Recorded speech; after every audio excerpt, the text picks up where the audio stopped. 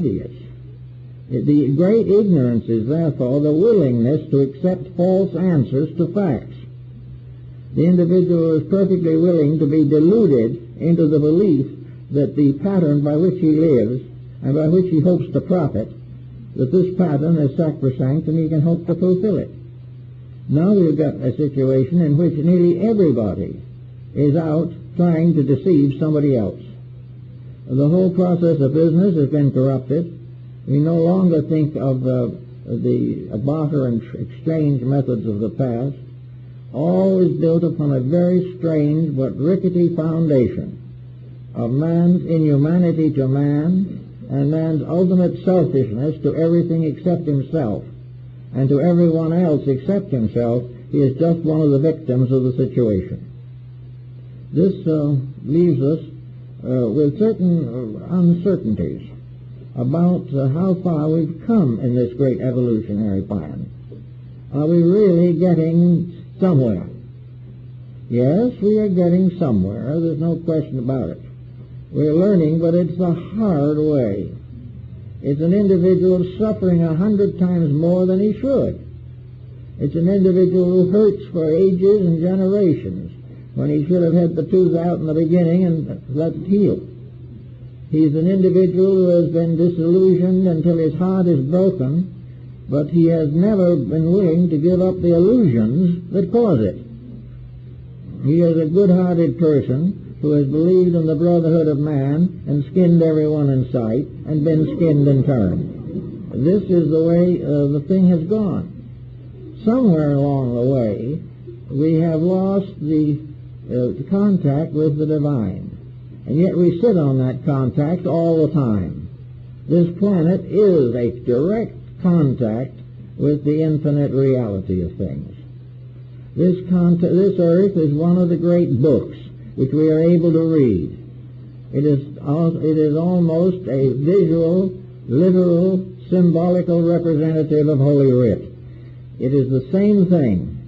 Here in our gardens, in our mountains, in our valleys, we have the law, as the old American Indians believed. We have the great spirits walking from the peaks of mountains. We have around us all of the realities necessary to our security if we will meditate upon them, consider them, and learn the lessons that they teach. And we have to realize that the voice of God is heard in the winds and in all the voices and sounds of nature. And the voice of a God who is a little disappointed in his creation can be heard also in the confused sounds of the Commonwealth and of the tremendous, intricate organization of man's present communal existence. The roar and howl of cities, the bleat and cry of the suffering, and the incredible sounds made by modern television programs and the like, should tell us that something isn't happy. And where we enjoy becoming intoxicated, or would rather take narcotics and die, something is wrong. And a civilization that has come to this is not right, basically, or it wouldn't have gotten here. We are just missing the lesson, and missing it badly. We are perfectly willing, apparently, to have a revolt against society, which we do by some form of eccentricity. We wear our hair longer, or our beards longer, simply because it is our idea of a revolt against tradition. We have a right to the revolt, there's no question about it, but the length of our hair will not solve it. We'll be just in the same trouble with hair down to our waist or with our head shaven. We're going to be in the same problem until the revolt takes the form of a definite, distinct recognition of the need for re-educating our own lives. Unless we do it, the answer will not come. So we have now come to a point where many people don't think life is even worth living. They're not very much interested in survival. That's why maybe they will keep on being alcoholics until they pass on at a very early age, simply because life is meaningless. for the humanity to have lived for millions of years to come to the time that the human being doesn't care whether he lives or dies is not a success.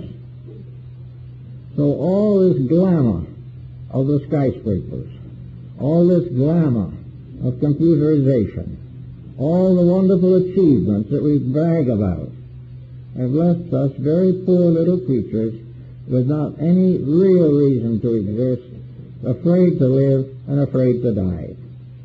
This is a very sad end of a great program, but it doesn't have to stay this way. It doesn't have to remain a disaster, but the individuals who want it to change must see the need for the kind of change that must take place also within themselves. There is no reason in the world why the inner life of the individual cannot be improved without intruding unnecessarily upon the structure of a society that is opposed to him and is against him. There will always be and always have been good people. There always have been people who are willing to make sacrifice, who would like to do it better. There are parents who would like to have their children better educated. And one of the simple grounds I would stop the whole thing is on the level of education.